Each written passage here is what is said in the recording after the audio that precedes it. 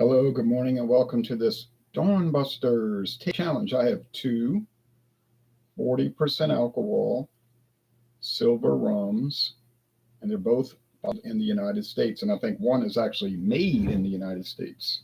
Believe it or not, there is rum made in the United States. This is Bocador rum.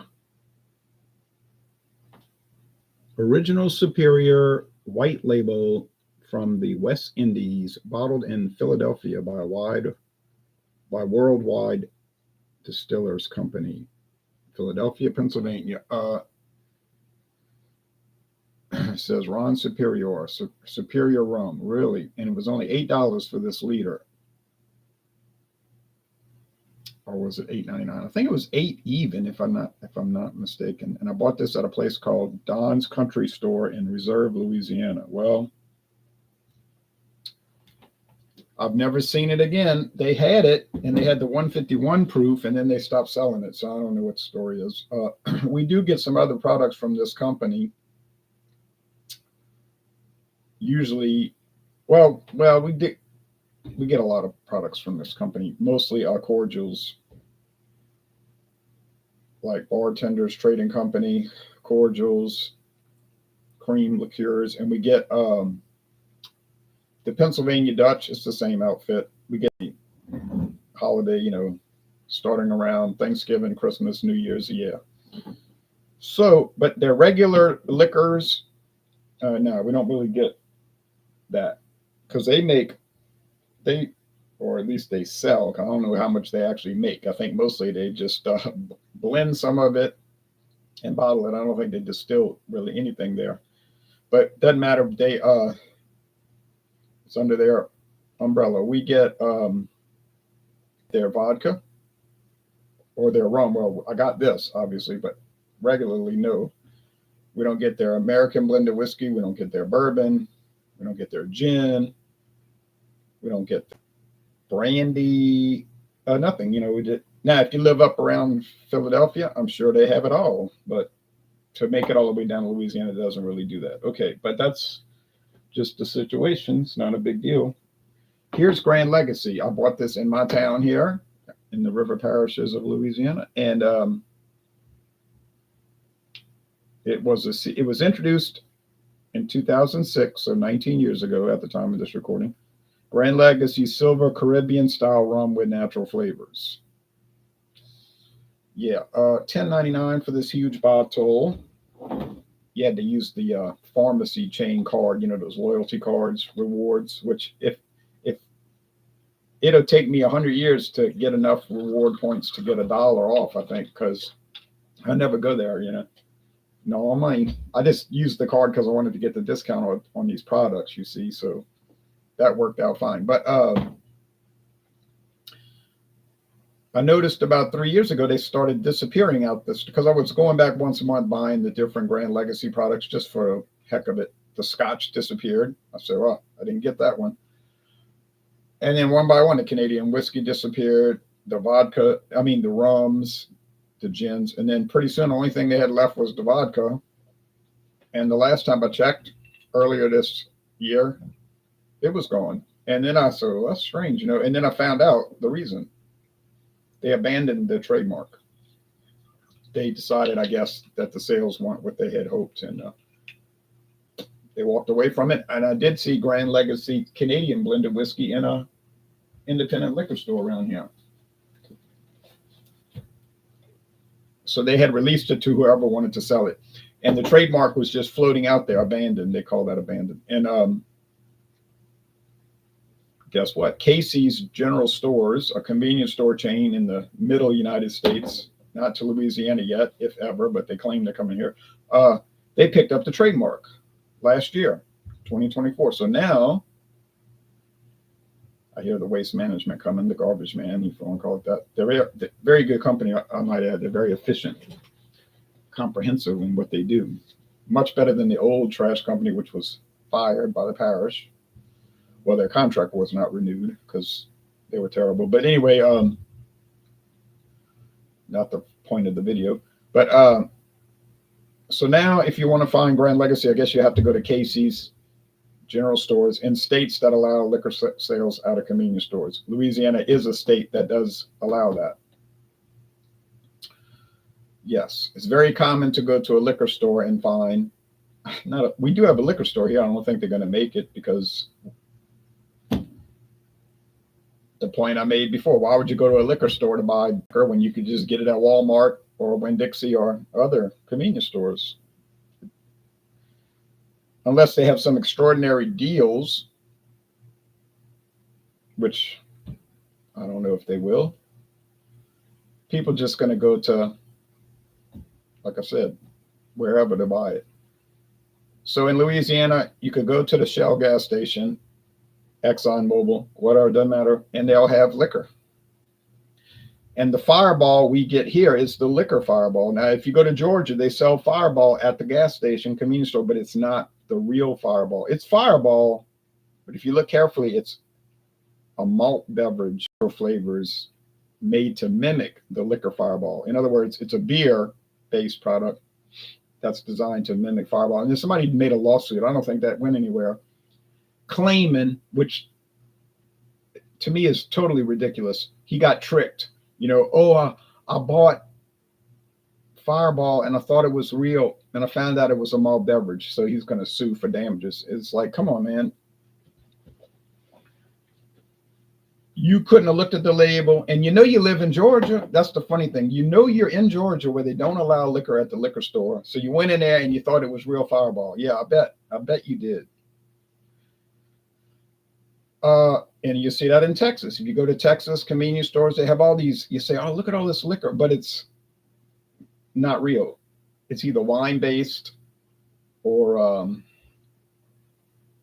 like I said, beer based. And it might be like Jim Beam special, we call like Jim Beam special blend or something. You like, I never heard of that. And it looks like Jim Beam, but then you say, well, it's not really liquor. And it's only like 15% alcohol. Okay. You never see those in Louisiana, basically, because why would you mimic a liquor or a liqueur when you can get the real stuff right on the shelf? So common sense, you don't see those here. Okay.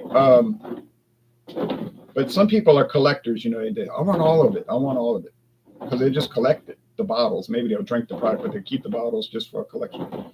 So on road trips, you could buy the beer-based version of Fireball and the wine-based, and then the real one. I did make a mistake. There is one that they sell both here. Both.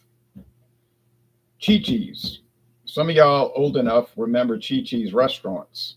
Apparently they're coming back. They went out of business in the United States 30 years ago. Well, how these chains, sometimes they fold up. But it kept going, and actually overseas. They still had some Chi-Chi's restaurants in Europe and in Arabia, the Arab Peninsula or something. But it still existed as like burrito flours, because I know a lot of stores sell Chi-Chi's burrito flours, doggone Chi-Chi's taco seasoning, hot sauce, even like Mexican style hot sauce. I don't see that around here, but definitely the burrito flours. And another thing they make is the Chi-Chi's cocktails. Big bottles like this plastic Gran Legacy. And they all have like margarita, golden margarita, lime, or some other kind of, there's like 3 different margaritas they have. The golden I haven't tried. They've got White Russian. There's a chocolate cream drink, all kinds. And they're made with real rum, real American blended whiskey, real brandy, real vodka, and so forth. And you buy it right there at the grocery store. And they have a good deal on it too right now. Mathern's got it for $10.99. Sometimes Total Wine I have it for $9.99 or even $8.99, believe it or not. But that's Chi-Chi's. But if you buy the small bottle, it's like a little 8-ounce bottle, it'll have the same exact name, but it's wine based. Yes, sir, wine based. And I guess they're not going to bother to make a liquor based and a wine based small bottle. And those are all over the United States at the convenience stores. But at the local stores here, it's comical because you got the small bottles. It'll say Chi-Chi's White Russian. It'll say wine with flavoring. And then the big bottles, it'll say Chi-Chi's White Russian with the vodka and so forth. They taste the same, honestly. And they have practically the same ABV, pretty much the same alcohol, like 12%, up to 15, depends on the version. There's even an orange cream. I don't think too many customers notice the difference. They don't bother to examine the label very carefully, and they just buy them. They sell like crazy. I see people buying them after work, getting off of work, buying them, going home with the little ones. I say, oh. Anyway, that is the case. And I've tried most of those Chi-Chis, and they're pretty good, actually. They're pretty good, and that's why they sell, and they are always in stock, and they move, and they rotate. You never see any covered with dust. They're not going to stay on the shelf if they don't sell. I promise you that. Most stores that are well managed, they're going to get that out the store quick if it doesn't sell. But Chi-Chi's moves like mad. Wouldn't sell if people didn't like it. Get it? You see the point? People are not going to drink and say, oh, it's nasty. Let me buy some more. No, they're going to turn their back on it. But they buy it, man. They buy it. But Gran Legacy, that didn't really make it. I don't know if it's going to make it at Casey's. Probably have a better chance at Casey's because it's a convenience store. People in and out, and so forth. The pharmacy chain, well, that's a problem, because A, how many people go to the pharmacy to buy liquor? B, how many states even allow that? Not too many, I don't believe. So it's a limited thing. But Walgreens got their private label that Colson's, I don't think it's technically a private label, but they basically the only people that sell it. It's pretty darn good vodka, though, actually, and it's the cheapest thing.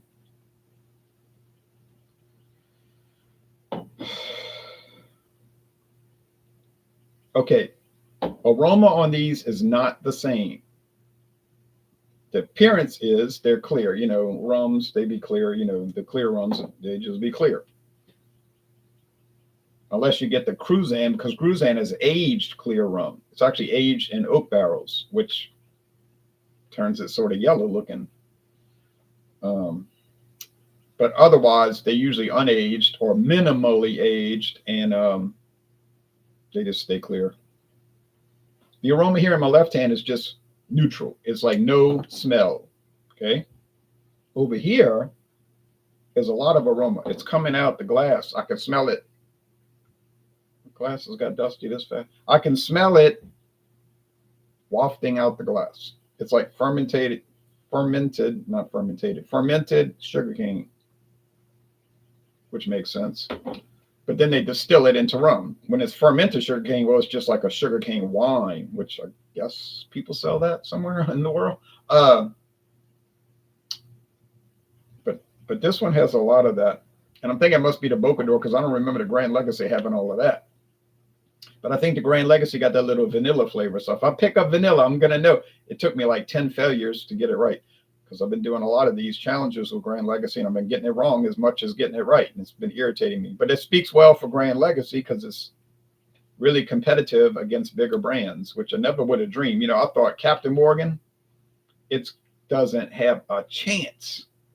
I thought, no way it's going to make it. But it competed and it was a shock. Great shock.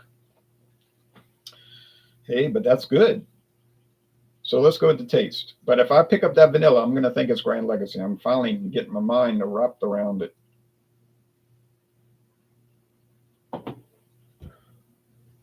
Yeah. There's a little vanilla tweak. It's not profound. It doesn't taste like a vanilla liqueur. Do they have vanilla liqueurs? I guess there's every kind of liqueur, you could think of in the world. There's probably cucumber. avocado, sugar cream, vanilla, banana. Well, you know there's banana. I know where to find one of those, banana cream. Um, but it tastes like that could be one of the natural flavors I add to it, like a little tiny bit of vanilla. Now, what is the other flavors? I don't know. All it says natural flavors doesn't indicate what those are, and they ain't going to indicate it, and you're never going to know. It's going to be private. Keep that secret. That's their secret recipe. I'm not ridiculing that. It just is, you know.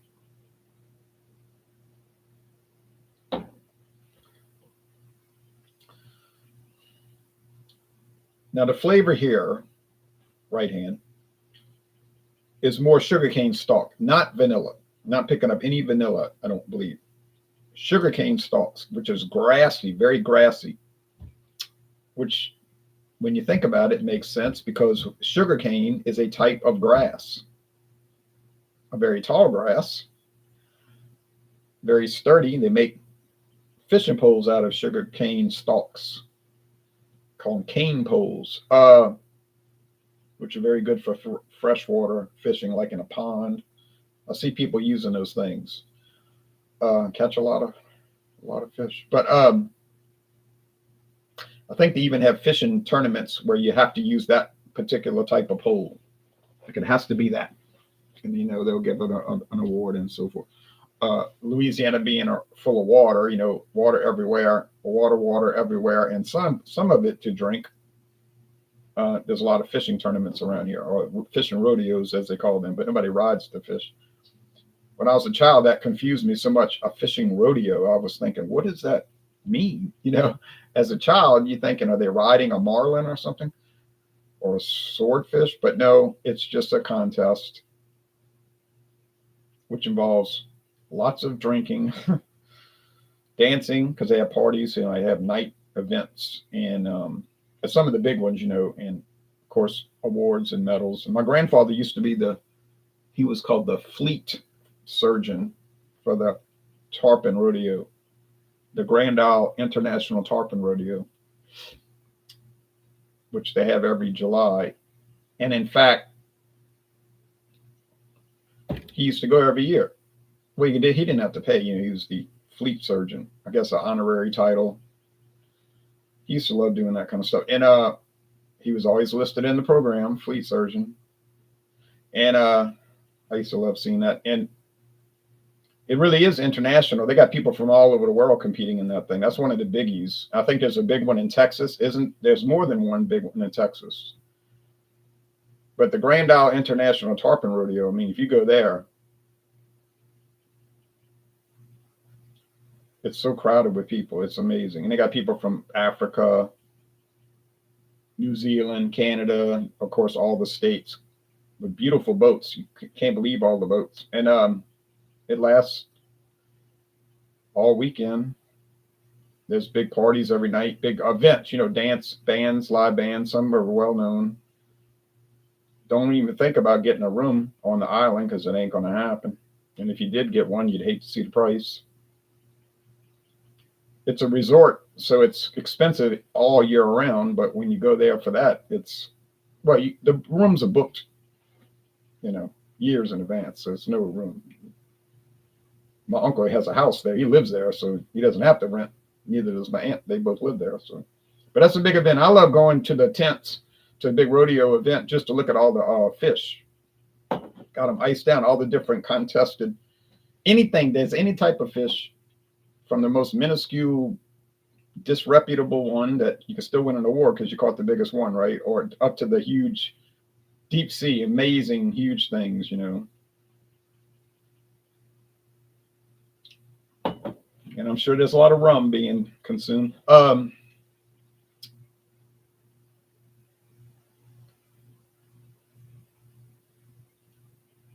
think both of these are winners. They both score, I guess, in the B range, you know, good. Hey, that's a benefit because in your mind, you're thinking what? Oh, it's a cheap rum, so it's going to taste just pure nastiness, which sometimes does happen with beer. I'll have to say, I bought some of these dreadful things, but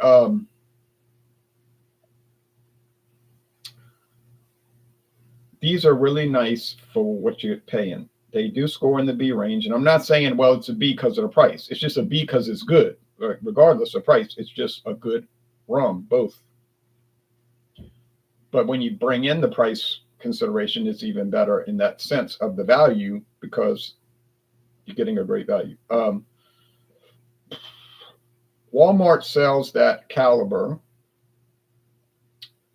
which used to say Caribbean rum. Now the bottle says Caribbean style rum. So I think they switched production over to Kentucky. Haven't had the new one. Don't plan to. I have enough of the original one, and it tastes very strange. It's like strawberry shortcake or something. So it's a strange flavor, but it isn't. I can't say it's a bad flavor. It's not. It's not bad. I'm not going to say something's bad if it's not. Okay, it's peculiar.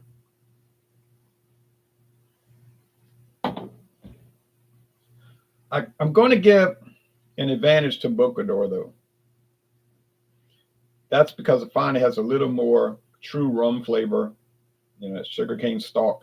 That's why these use as mixers, because to drink it neat, it can be a little rough because you don't think of drinking something and it's going to taste like grass. You know, that sugarcane stalk type of things. That's a little, that could be. I don't mind it. I think it's good. I think it gives a lot of character, but other people might find it's a little spicy or something. But yeah, it's really nice. Now maybe the people that made Gran Legacy felt that it was, and they wanted to add that vanilla and other flavors to spruce it up. But then on the other hand, remember, any rum can have flavoring added, and they don't have to put it on the label.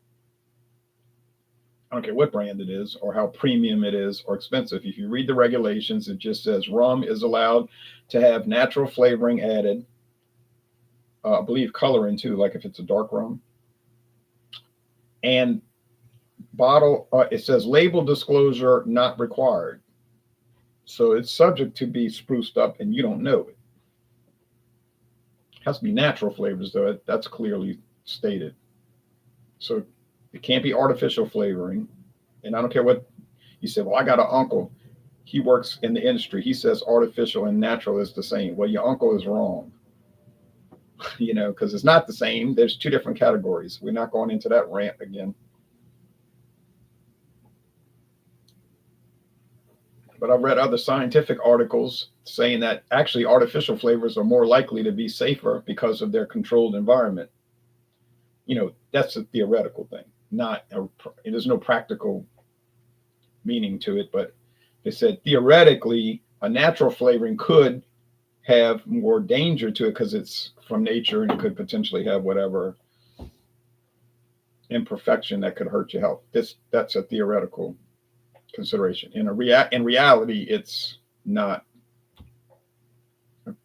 something to think about because the potentiality of that, meaning flavor and making you sick, is basically non-existent. Okay.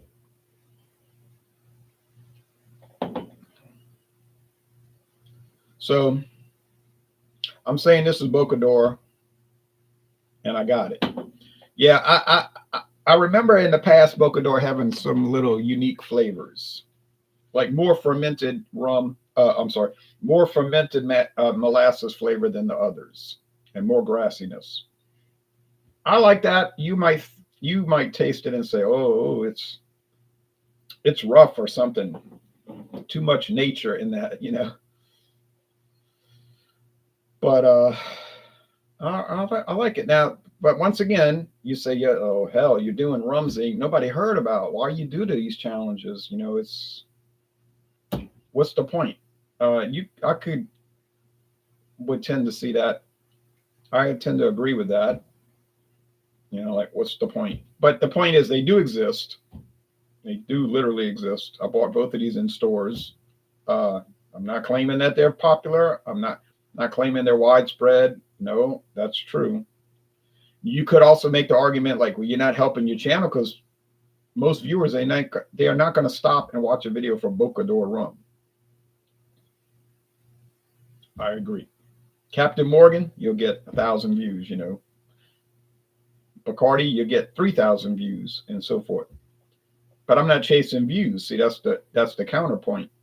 I don't do videos to get views. I do videos because they're enjoyable, and I like to see what people say if they care to comment, about the product. So now, if I was hustling stuff and hustling views and running behind that, yeah, I'd worry about that. And I know some of the viewers, I know some of the beer reviewers and whiskey reviews that do chase views. I know, and they harp on it all video long, like, comment, subscribe. They wear that out, and they pay people to pull in subscribers and all that business, and that's fine with me. It makes no difference to me. It's your channel, but I don't do it.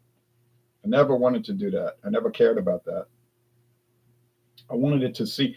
I want to see when I made the channel. Let's see who watches. Let's see if it grows. If it doesn't grow, I'll still make the videos. It's just fun. But it did, on its own without any kind of like hustling. So every day I'm not hustling. Okay. But that being said, so that's the thing. I mean, look at all these obscure beers I do. They're fun to do, though. It's like, oh, here's some little Louisiana company, and then they disappear. Like I did some beers from Royal Brewery. Good stuff too, but Royal Brewery didn't last.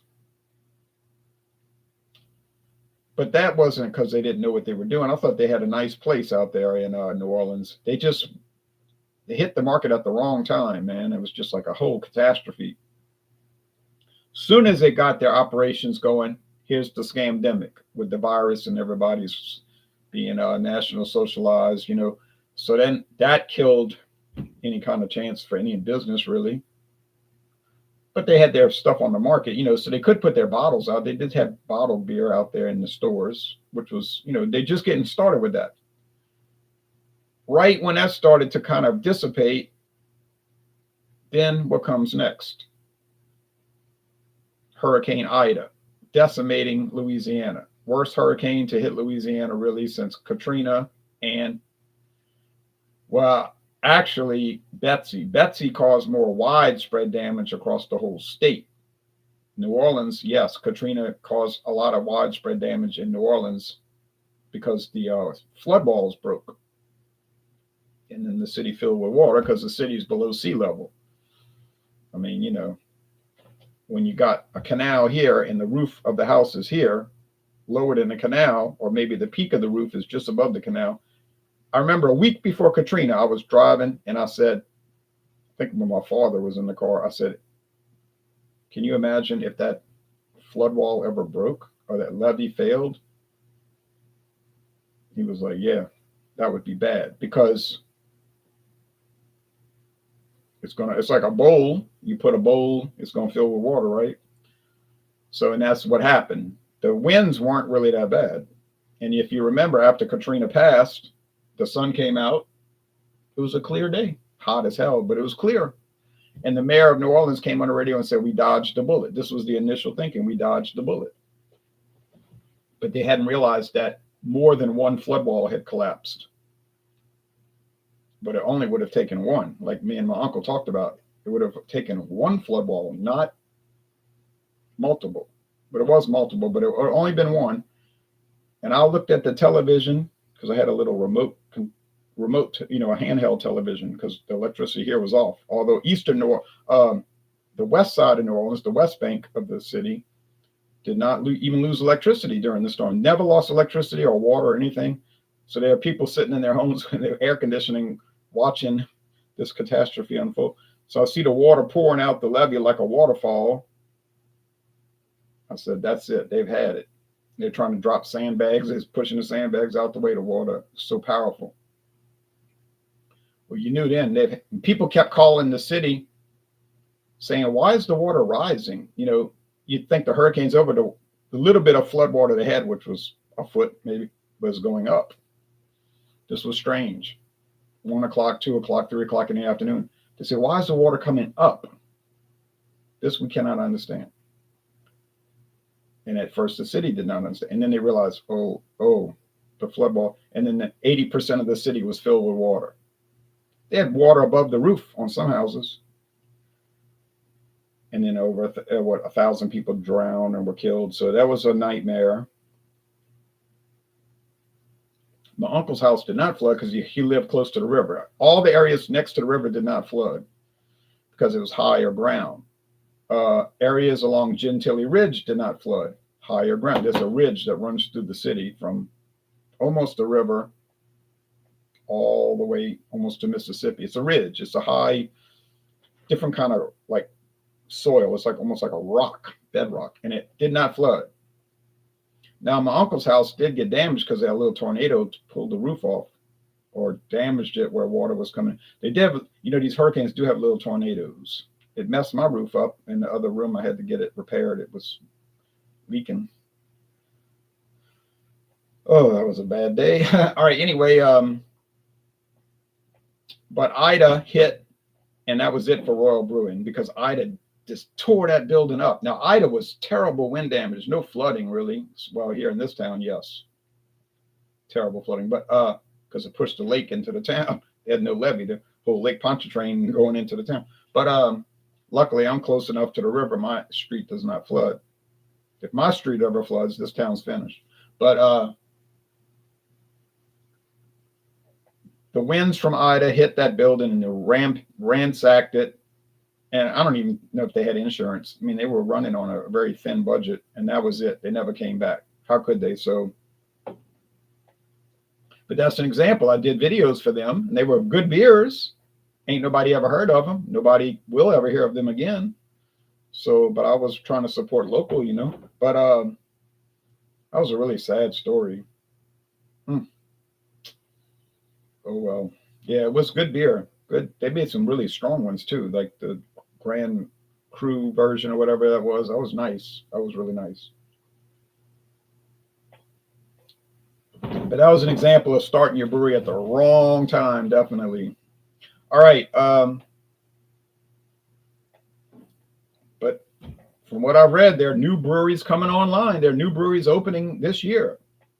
Craft breweries, microbreweries. I don't know how they're going to make it because the whole thing is contracting, but maybe they will. I don't know. Who can explain it? All right, but we've had 2024 was a watershed year because you had more breweries closing than opening. It was like the first time in, I don't know, 30 years. The first time that more breweries closed than open. And they said this is very bad, a very bad sign for the industry, which goes without saying. All right, anyway, but that's the story. All right, so the winner, cheers to Bocador, taking it. Wasn't really that close of a contest, honestly. Kind of ran away with it. And the price point for these two is about the same. So I have to give the win to Bocador. Out the door with Bocador. So if you see it, try it. Buy it, try it. You most probably going to like it. Gran Legacy, you're probably going to like it too. But I think Bocador is more like a B+, like say 8.9 out of 10. I think that's a good score. Gran Legacy maybe more like an 8.3. Good, but if you didn't ever try it, you ain't really missing out. There's a lot of good rums on the shelves around the world. All right, well, y'all take care now. Bye-bye.